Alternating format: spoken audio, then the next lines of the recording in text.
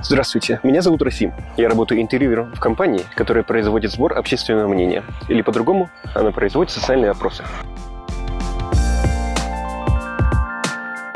Наша работа заключается в вопросе граждан и сборе их мнения по вопросам, которые интересуют государство. Цель нашей работы – обеспечить как можно более широкий спектр мнений, проводя опросы среди разных групп населения, людей различных возрастов и национальностей. В процессе работы, конечно, возникают некоторые трудности. Например, некоторые люди относятся к интервьюеру с недоверием, и поэтому порой бывает тяжело найти человека, у которого ты сможешь взять его общественное мнение. Но самая интересная часть нашей работы – это развитие коммуникативных способностей интервьюера, встреча с новыми, интересными людьми, развитие уверенности. Эта работа очень хорошо подойдет для студентов, потому что у нее гибкий график, и ты сможешь работать в любое удобное для себя время. Оплата напрямую зависит от выполненного вами объема работы, от количества опрошенных вами людей. В заключение хочу сказать, что все работы хороши, но главное, вы выбираете работу, которая будет вам по душе, и стремитесь к изменениям.